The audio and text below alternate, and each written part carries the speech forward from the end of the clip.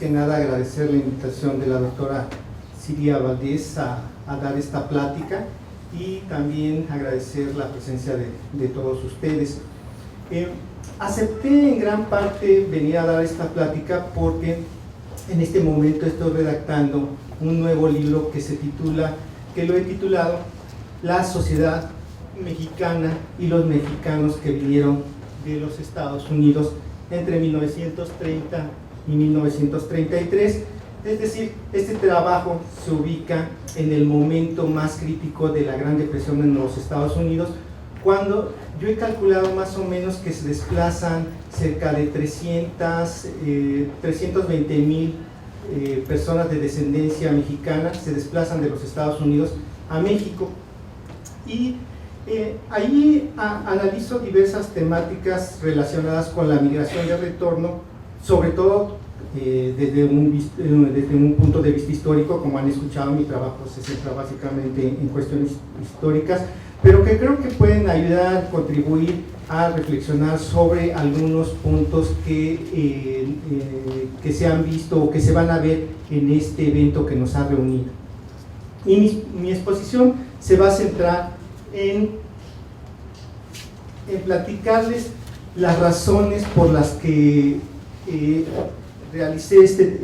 estado trabajando en este libro, el objetivo central de este trabajo que estoy redactando actualmente, las ideas centrales de cada capítulo, qué es lo que estoy haciendo en cada capítulo, y la propuesta central también me gustaría plantearla aquí con ustedes, que dialogáramos sobre lo que estoy proponiendo, y al final, si hay tiempo, y si no están tan cansados, y si yo también no estoy tan cansado, quizá podemos ver algo que me interesa mucho, sobre todo el marco conceptual. ¿Qué entendemos? Esta discusión, una discusión que yo hago en la introducción de mi nuevo libro acerca de qué es repatriación, qué es el repatriado, ¿no? Desde las leyes mexicanas de principios del siglo XX hasta una discusión en el interior de las familias que han regresado de los Estados Unidos, ¿no?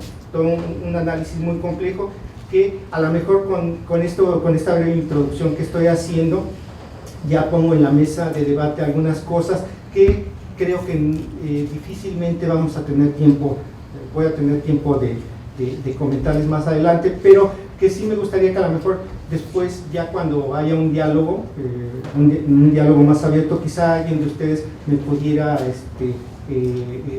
hacer alguna pregunta, algún comentario sobre el uso de conceptos repatriado, repatriación, que es un asunto que en particular me ha interesado mucho hacer en este libro.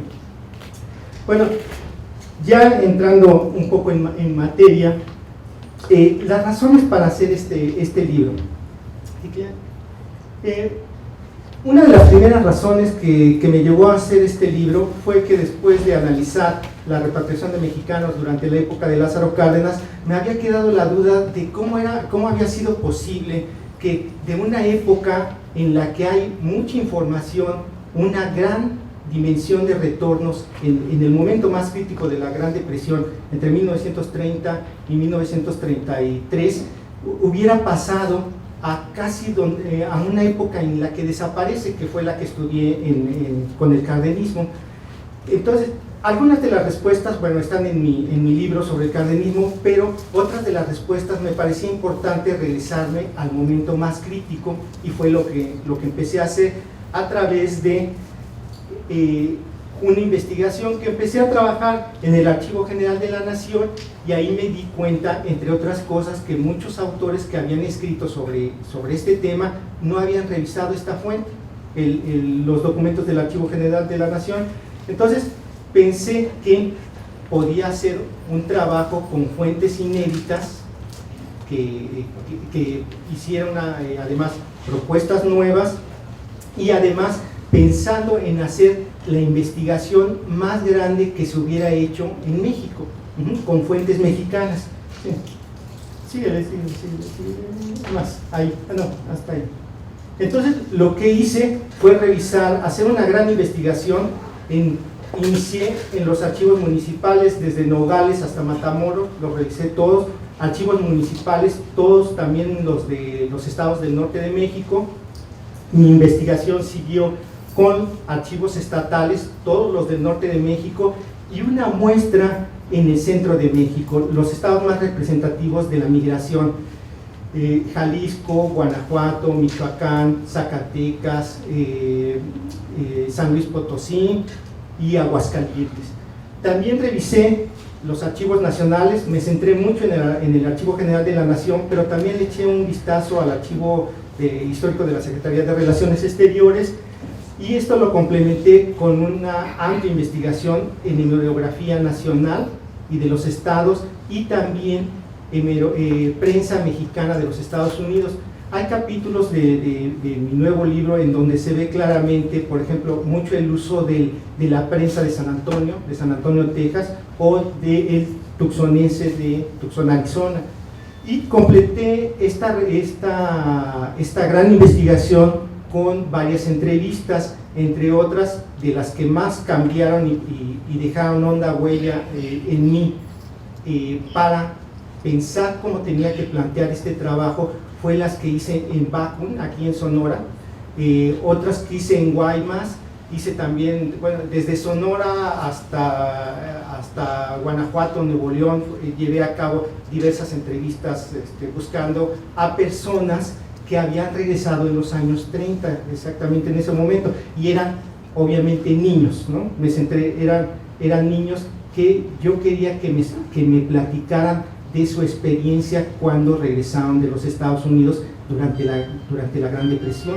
Entonces me centré en eso, y al preguntarles sobre qué había pasado cuando habían regresado, sucedió que también me dio la oportunidad para reconstruir mucho la historia de la migración de los años 20, porque casualmente empecé a preguntarles, bueno, ¿quiénes fueron los que primero se fueron a Estados Unidos? Y ya me empezaron a platicar, bueno, mi papá se fue durante la Revolución, o mis abuelos, y entonces ya lo que tengo es, y lo hago en un artículo, es toda la reconstrucción desde los años 20 hasta los años 30, es decir, desde la salida, desde cuando salieron a los Estados Unidos, más o menos en la época de la Revolución, y cuando regresan durante la Gran Depresión, es decir, todo un ciclo de la migración de estos años. Bueno, el siguiente reto, después de reunir una gran cantidad de información, era armar una interpretación que también marcara una diferencia sustantiva con lo que hasta hoy se ha escrito. Después de varias reflexiones, después de presentar algunos avances en seminarios en diferentes instituciones, después de amplias correcciones, de drásticas correcciones, después de que, bueno, a lo mejor ahora cuando yo les exponga mi avance y alguien me haga comentarios, dudas, seguramente me ayudará a lo mejor de nuevo a modificar algunas cosas, y entonces, bueno, va a ser muy, muy bueno para mí. Bueno, el objetivo central de mi trabajo hasta el momento es estudiar las principales reacciones que provocó en la sociedad mexicana la llegada al país de un enorme contingente de individuos de descendencia mexicana provenientes de Estados Unidos entre 1930 y 1933. ¿A qué me refiero con eso? Sobre todo la actitud que tomaron, que asumieron periodistas, particulares, mujeres, hombres de negocios, intelectuales, militares, funcionarios gubernamentales, entre otros actores de la sociedad. Sí, el que sigue.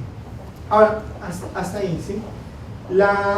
Mi trabajo lo he dividido en 7 capítulos, 4 ya los tengo terminados, ya son algunas correcciones que siento que son menores, y otros 3 que tienen un muy breve avance, ¿no? Y de eso les voy a platicar cada uno lo que planteo y las ideas centrales de cada capítulo, ¿sí?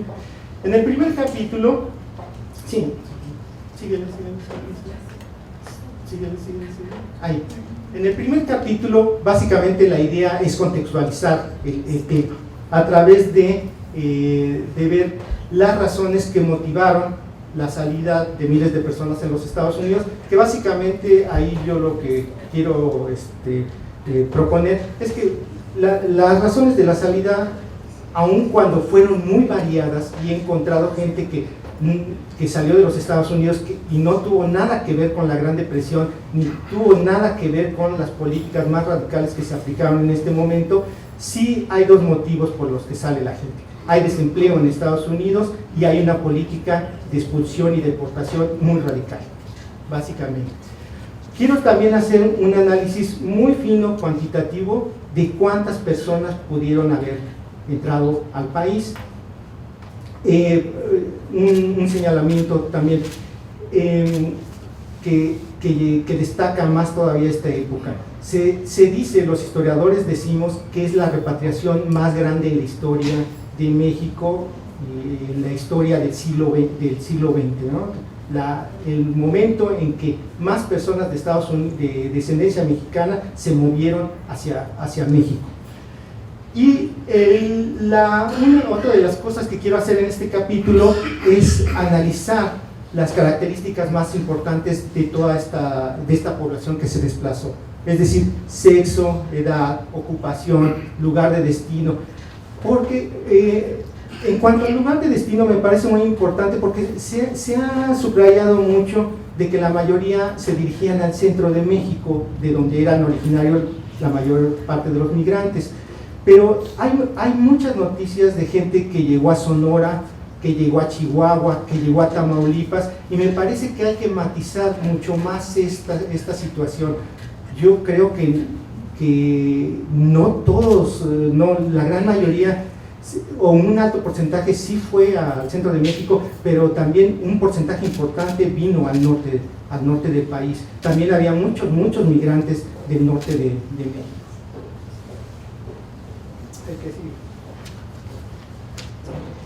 El segundo capítulo, que ya está escrito, lo he titulado Las muestras de apoyo en la frontera y en el norte del país. Y en este capítulo la idea central es mostrar cómo en las principales ciudades fronterizas y del norte de México, hombres de negocios, particulares, vecinos, mujeres, niños, trabajadores, autoridades municipales, así como agrupaciones de ambos lados de la frontera, desplegaron una notable ayuda a favor de aquellas personas que venían en condiciones de miseria. Atendieron sus necesidades más apremiantes, que era básicamente el alimento.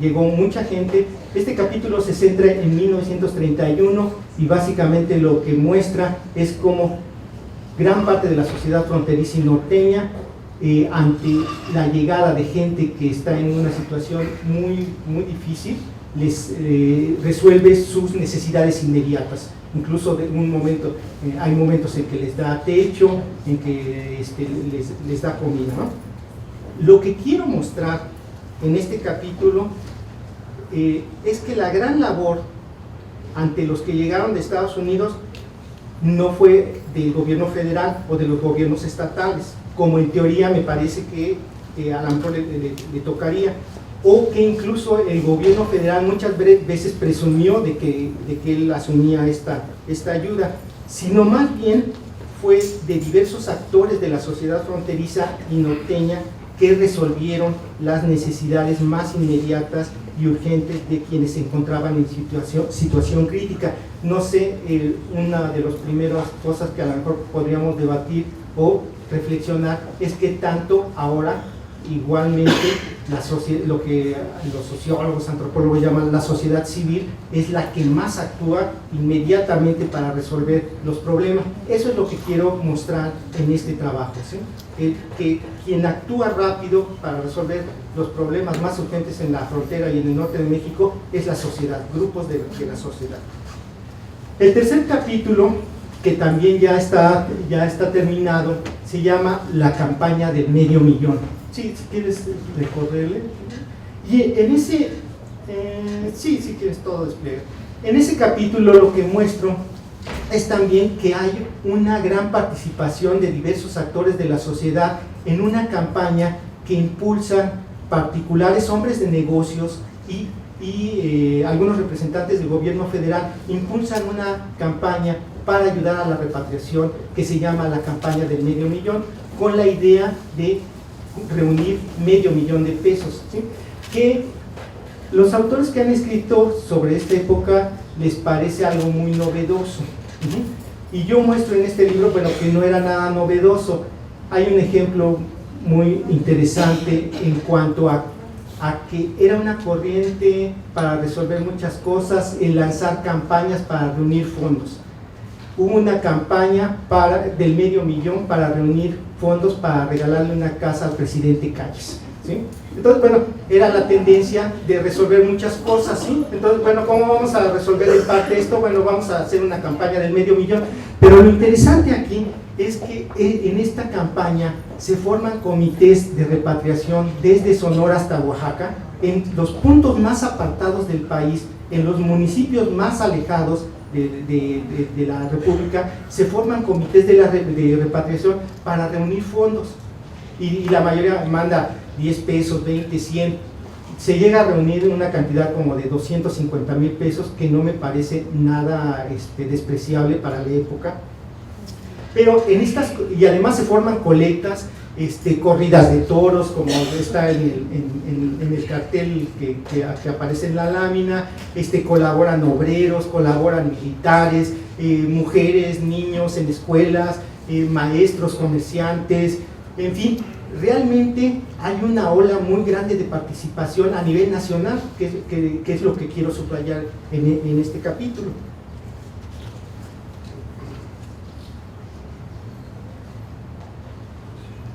Y un aspecto que me parece importante a subrayar es que esta campaña llega a unificar a gran cantidad de personas en torno al ideal, en torno a la idea de ayudar a repatriar, y une a personas que están en Sonora, que están en Tamaulipas, que están en el centro de México, llega a unirlas como mexicanos.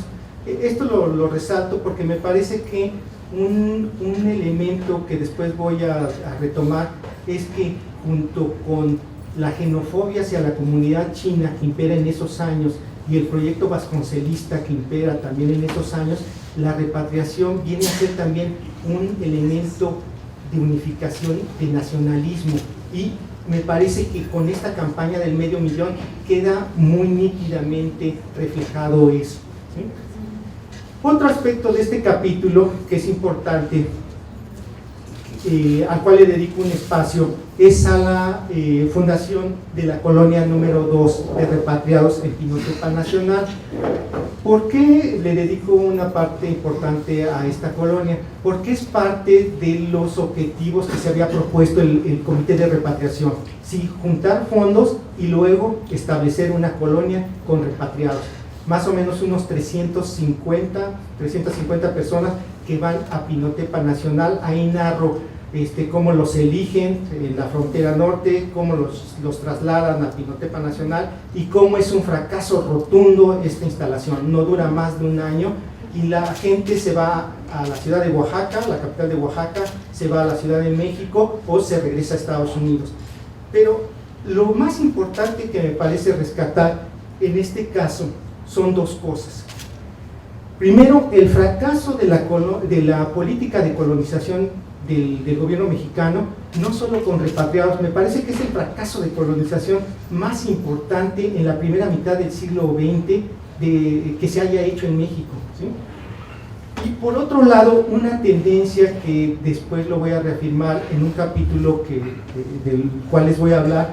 Hay una tendencia de llevar a estas gentes que están regresando de los Estados Unidos lo más alejado de la frontera norte, y por otro lado a un lugar donde no causen problemas ni competencia laboral, ¿sí? Lo más alejado, lo más distanciado, lo más escondido que los podamos llevar para que no nos causen problemas es lo mejor, ¿no? Y entonces Pinotepa Nacional, que está en el sur de México, un lugar donde había leprosos, donde el clima era terrible, era un lugar ideal para llevar a estas personas.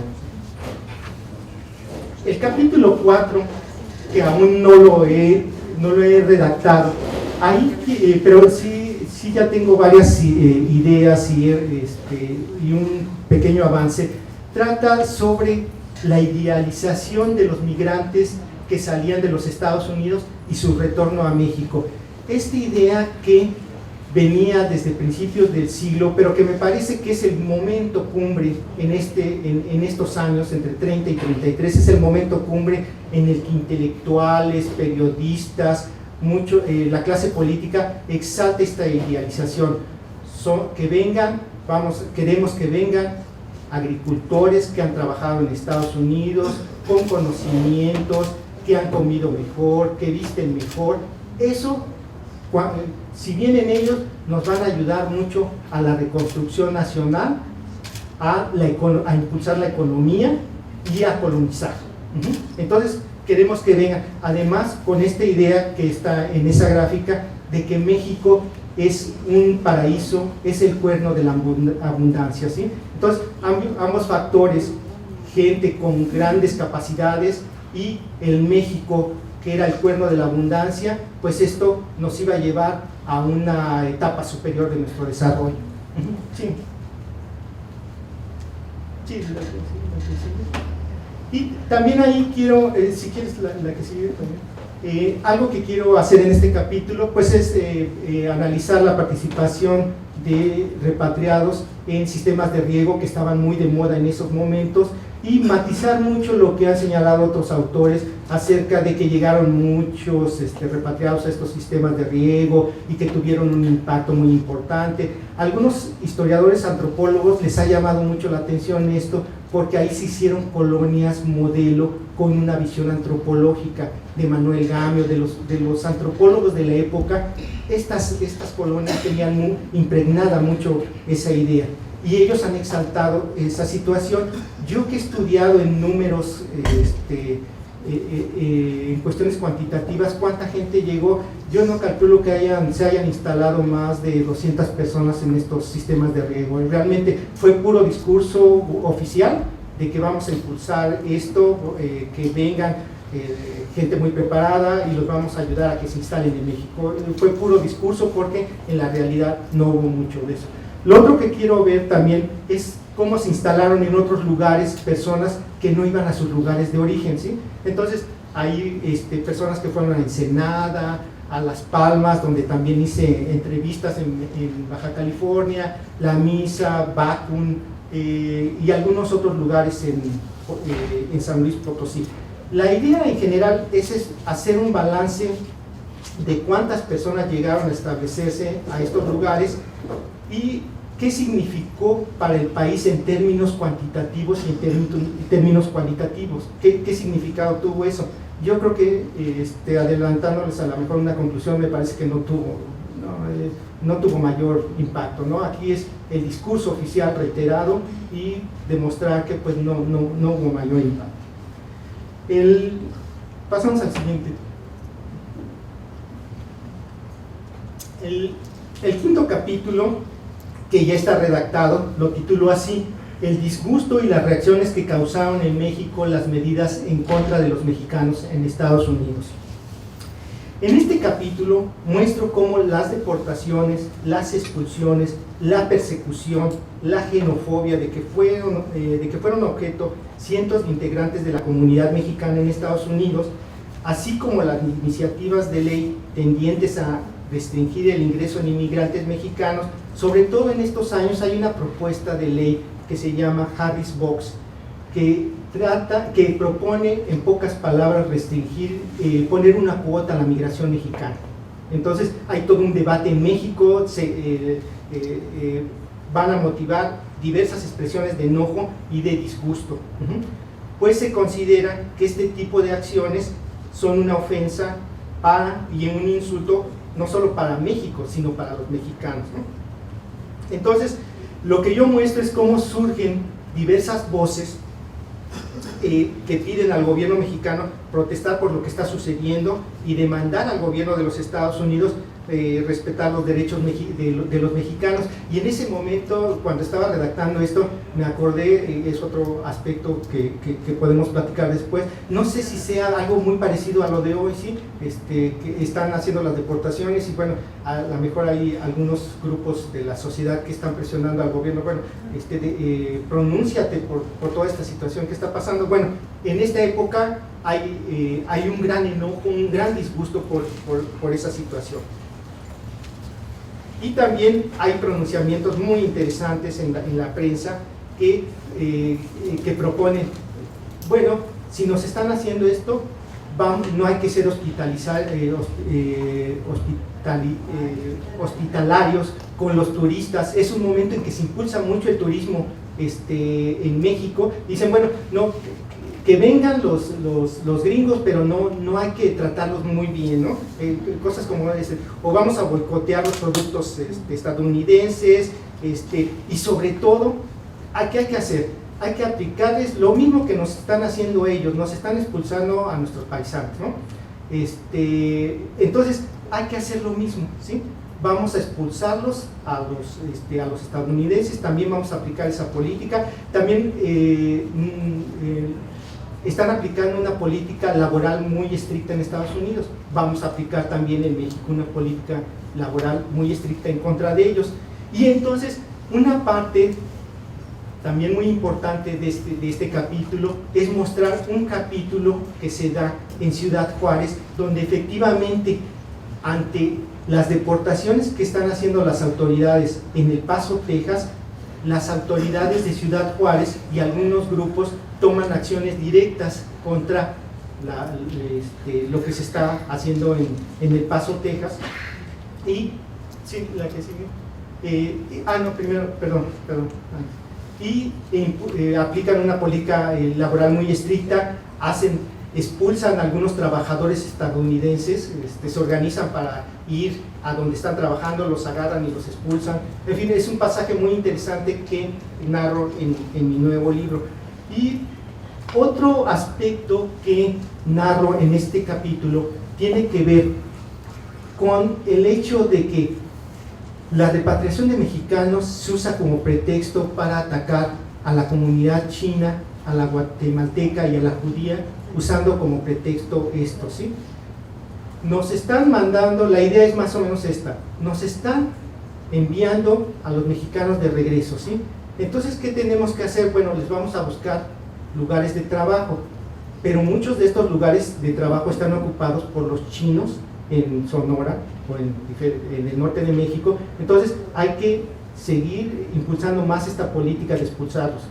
En la Ciudad de México también hay que impulsar esta política en contra de los judíos, y hay que sacar a los guatemaltecos que están en Chiapas, en el Soconusco, para buscarles trabajo, para darles trabajo a nuestros paisanos que vienen de Estados Unidos.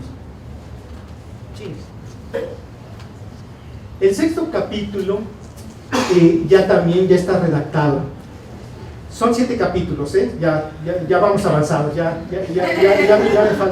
me falta poco, no se preocupe.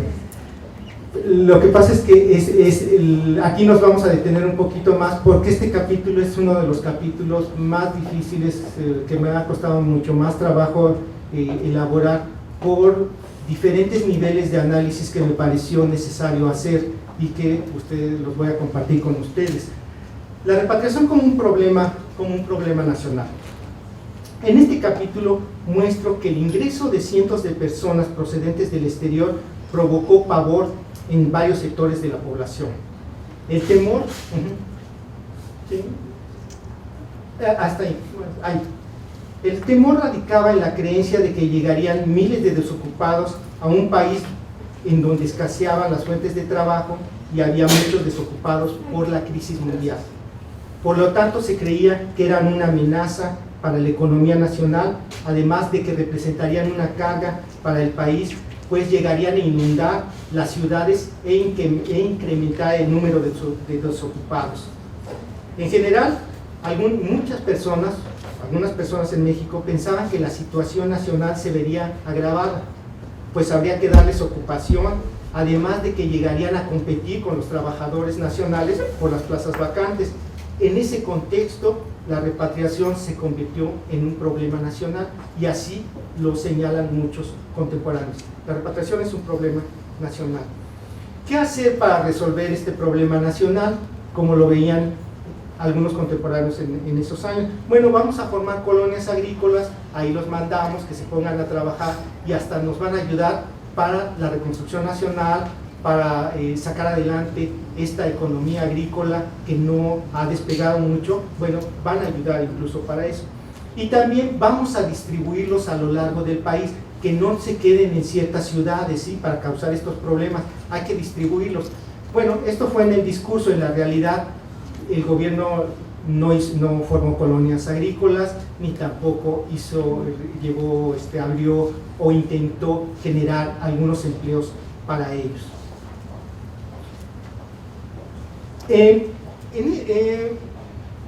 Yo les comentaba que ha sido muy complejo este capítulo por lo siguiente, porque había que aclarar varias cosas. Una de las principales fue intentar responder si realmente la llegada de desempleados o la llegada de miles de personas había constituido una dificultad para la economía y la situación laboral en México.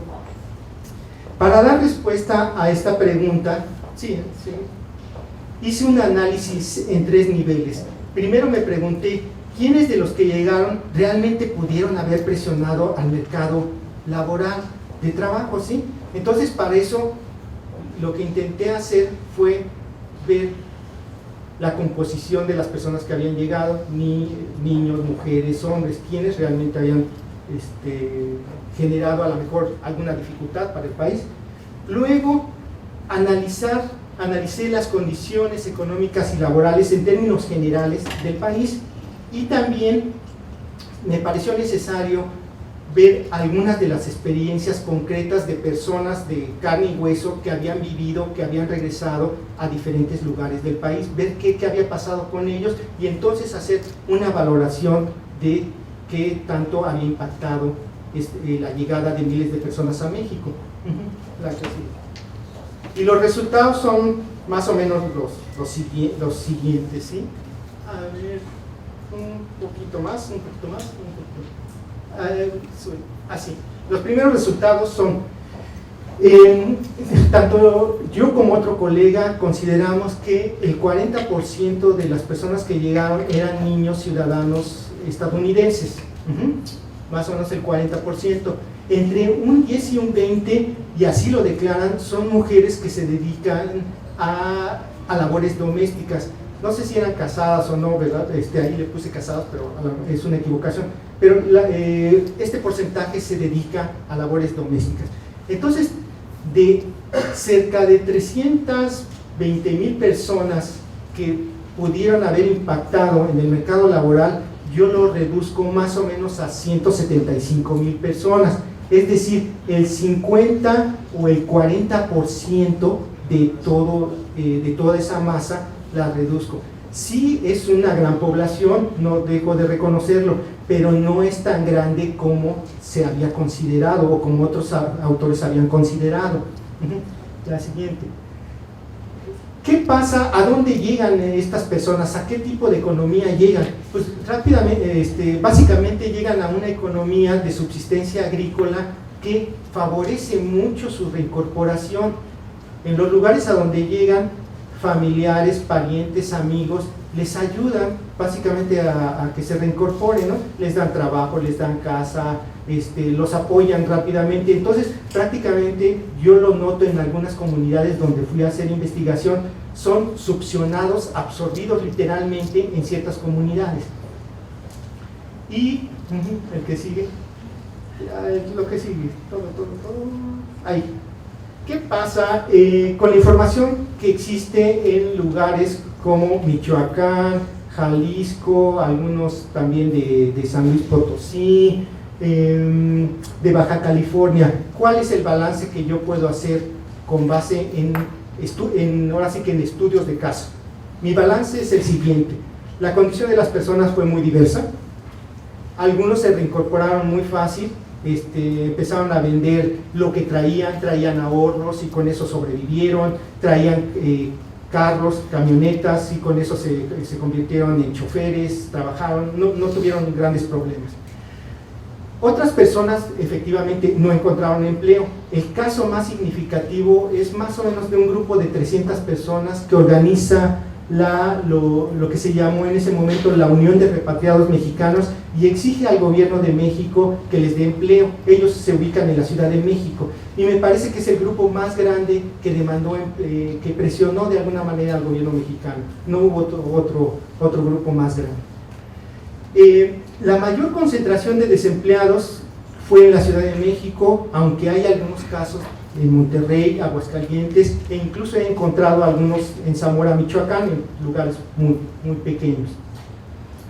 Otra de las conclusiones importantes que veo respecto a estos casos es que realmente ante las solicitudes de trabajo que muchos enviaron y demandaron al gobierno de México, pues realmente no tomó ninguna acción, ¿no? Les decía así, como lo he encontrado en algunos documentos, no tenemos ninguna partida asignada para apoyarlos, ¿no? Entonces, pues, no hay dinero para apoyarlos y no los vamos a apoyar. Entonces, sumando todos estos elementos, yo creo que hay muy pocos indicios de que la llegada de cientos de personas tuviera un impacto negativo en el mercado de trabajo nacional y en algunos casos local, aunque sí reconozco que se pueden hacer tesis de maestría, de licenciatura, maestría o doctorado, estudiando casos muy particulares y viendo qué tanto impactó, y yo creo que ahí sí se puede matizar mucho de lo que yo estoy diciendo, ¿no? El caso de que yo llegué aquí a Bacum, donde se habla hoy día todavía de los repatriados, sería muy interesante ver, y creo que ahí se podrían ver diferentes tipos de impactos, ¿no? Pero en un análisis global me parece que no hay mayores impactos, y en ese sentido me parece que el problema más bien estaba en la mente de la mayoría de los contemporáneos, era una ilusión, era una invención de ellos. Todavía este capítulo es más complejo porque también me parecía relevante responder si la gran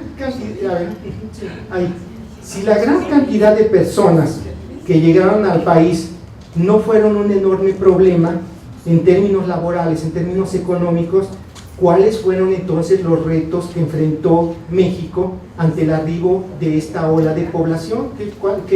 ¿Cuáles fueron los retos, no?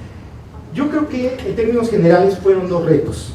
El primero, la ayuda que se tenía que dar, que demandaban indigentes que llegaron, personas que llegaban en situación muy lamentable a las ciudades fronterizas, a quienes había que atender rápidamente, pero que, como ya les platiqué antes, quienes lo atendieron de manera comprometida, rápida, fue básicamente grupos de la sociedad. El segundo gran reto fue el traslado de personas que llegaban a las ciudades de la frontera para llevarlos a sus lugares de origen, la mayoría en el centro de México, ¿no? En ese sentido, sí. En ese sentido, ¿la que sigue? En ese sentido me pregunté, bueno, ¿cuánto habrá gastado el gobierno en repatriar a personas? ¿Cuánto habrá invertido para ver si realmente tuvo un impacto también en el erario nacional que se distinguiera? Bueno, en mis cuentas que he analizado, he revisado un montón de documentos, el cálculo que yo hago es que gastó el gobierno de México un poco más de $500,000 de pesos. A ver, vamos a comparar, ¿esto qué significa? Comparado y poniéndolo en perspectiva y en un ejemplo con algo que sucedió en 1921-1923 con Álvaro Obregón. Álvaro Obregón, en esa ocasión, después de la Primera Guerra Mundial, hay una recesión y también regresan muchos mexicanos de Estados Unidos. En esa ocasión, Álvaro Obregón destina $1 millón para ayudar al retorno. ayuda cerca de 50,000 personas. En la paridad peso-dólar estaba 2 por 1, es decir, gastó casi 2 millones Álvaro Obregón para ayudar a 500,000 personas. En esta época, que fue la más crítica, el gobierno no invirtió más de medio millón. Entonces, en ese sentido, me parece que la actuación del gobierno, si bien en algunos casos parece muy sobresaliente, como lo han demostrado algunos libros, más bien me parece que es bastante moderada, Y a raíz de eso tengo varias conclusiones que quiero comentar con ustedes.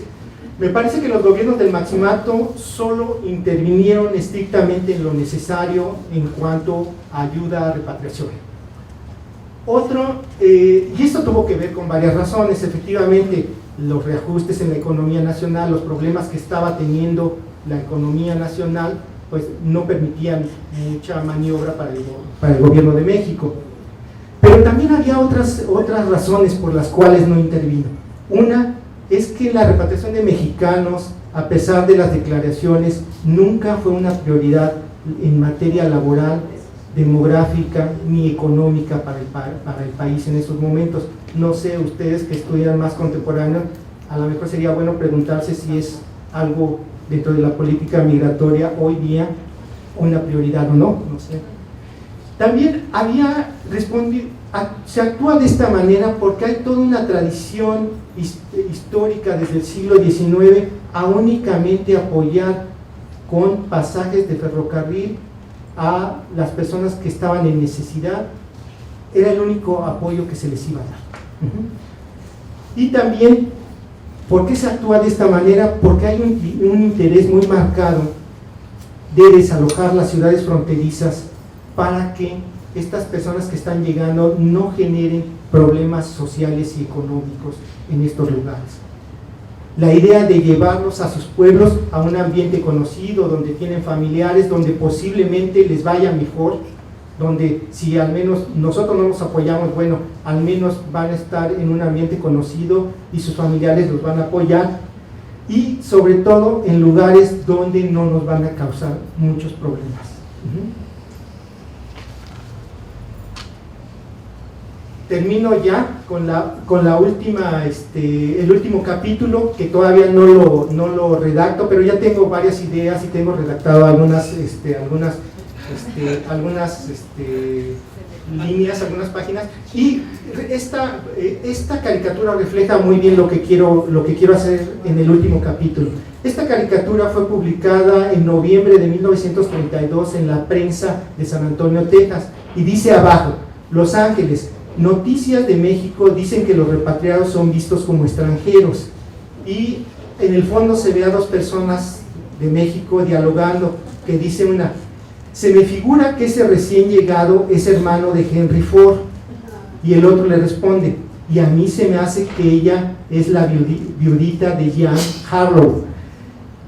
Es la idea de que los repatriados, gran parte de estos repatriados son extranjeros, son forasteros, por su manera en la que venían vestidos a la moda norteamericana de la clase trabajadora, su overol como el que está en la caricatura, en la manera en que hablaban también, la mitad inglés, la mitad español, y entonces surgen una gran cantidad de reproches a aquellos que se han ido, y además han adoptado valores culturales de los Estados Unidos, y no solo eso, algo que se podría decir así en términos muy coloquiales, algo que enchila mucho a la gente de esa época, es que regresan con hijos nacidos en otro país, ¿sí?, que hablan otro idioma, que no se identifican con México.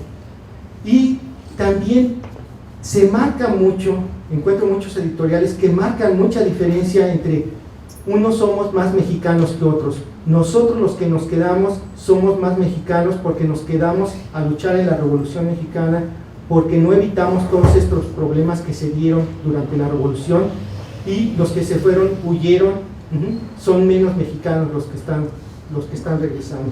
Bueno, con esto me gustaría terminar Ya nada más les dejo el planteamiento central, es un chorizote, obviamente, que muestra, sobre todo lo que les quería mostrar ahí, es que pues me he puesto a trabajar un montón, y es una reflexión muy amplia, que básicamente se puede resumir en esto. La idea central es que la sociedad mexicana tuvo una actitud muy contradictoria ante la llegada de las personas, ¿sí? Por un lado hubo apoyos singulares, como se dieron en la frontera norte, pero también por otro lado hubo este miedo, este pavor a que llegaran, estos reproches. Por un lado también hubo esta ilusión en que se convirtieran en la mano de obra que necesitaba el país, que llegaran a colonizar, que llegaran a apoyar la reconstrucción nacional, y por otro lado a que serían una carga, una amenaza para la clase trabajadora, serían un problema nacional. Y con esto pues ya me gusta, con esto quiero terminar mi intervención, agradecerle nuevamente a la doctora Siria Valdés, agradecerles a todos ustedes su presencia, y ojalá podamos dialogar para que pueda transformar todo lo que he planteado, o no sé qué vaya a pasar. Muchas gracias.